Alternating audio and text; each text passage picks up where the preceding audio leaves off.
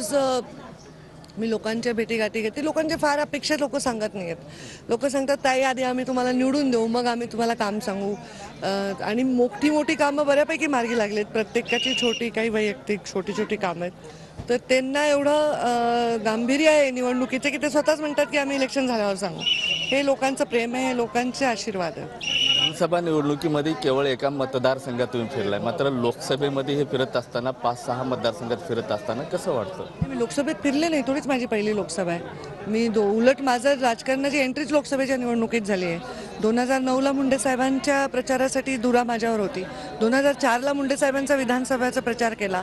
2006च्या जिल्हा परिषदचे मी प्रचारक होते आणि 2009चा प्रचार केला. 14ची निवडणूक हाताळली मुंडे साहेब असताना. तेव्हा तर आमच्या विरुद्ध कोणीच सगळी शक्ती होती आणि फक्त मुंडे साहेबांना मी एकटीच आमदार होते. बाकी सगळे पोरं आम्ही कार्यकर्तेच होतो. खूप शक्तीने लढलो. 14ची बाय इलेक्शन मुंडे साहेब नव्हते तेव्हा लढलो. 19ची निवडणूक लढलो. तर मला लोकसभेच्या निवडणुकीचा अनुभव आहे. मी महाराष्ट्र राज्याची मंत्री राहिलेली आहे, महाराष्ट्र राज्याची युवा मोर्चा अध्यक्ष राहिले. तर माझं राज्यभर काम करायची मला सवय. जिल्हा तर काही म्हणजे तेवढी मोठी कठीण गोष्ट वाटत नाही. मराठा समाज असेल, मुस्लिम समाज असेल, धनगर समाज असेल, यांच्यासोबतही तुम्ही सध्या संवाद करताय. काय मागण्या वगैरे त्यांच्या आरक्षणाबद्दल येत आहेत किंवा संसदेत मांडण्याची भूमिका काय?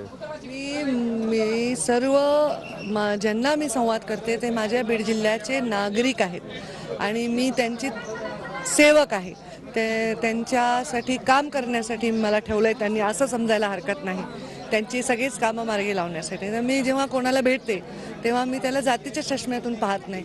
मी त्याला काय देता येईल, विकास कसा देता येईल आणि सर्वांकष विकास, सर्वांना मिळून विकास कसा देता येईल हा माझा प्रयत्न आहे. लोकांचा त्याच्याविषयी विश्वास खूप सकारात्मकता लोकांमध्ये आहे. जसं म्हणजे वाटतंय तसं नाही. लोक खूप छान शांतपणे मौनपणे आपलं काम चांगलं करतील. ते उन्हाचे दिवस आहेत, सकाळी बाहेर पडत आहे.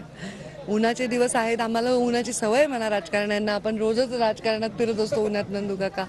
परंतु यावेळेचं ऊन वरचेवर वाढत आहे. म्हणजे ही माझी 5वी निवडणूक आहे. तर आत्ता यावेळी ऊन लवकर त्रास देत आहे किंवा उष्णता वाढते लोकांना. तर लोकांनी काळजी घ्यायला पाहिजे कार्यकर्त्यांनी, असा माझा आग्रह आहे. आपली काळजी घ्या, भरपूर पाणी प्या आणि मग प्रचार करा. कार्यकर्ते माझ्या जीवापेक्षा ते मला जपतात, तर त्यांचा जीव व्यवस्थित त्यांनी जपून काम करावं असं मी त्यांना नेहमी आवाहन करते. अनेक तांडे असतील, वस्तीवाड्यावर फिरताय. काल तांड्यावरती गेला, तुम्हाला त्यांच्या जे परंपरेनुसार जे स्वागत आहे ते केलं, कसं वाटलं हे सगळं? माझ्यासाठी नवीन नाही. मी अनेक वर्ष झाली ते स्वागत स्वीकारते. ते गेले की पामडी घालतात वगैरे. दरवेळी ते स्वागत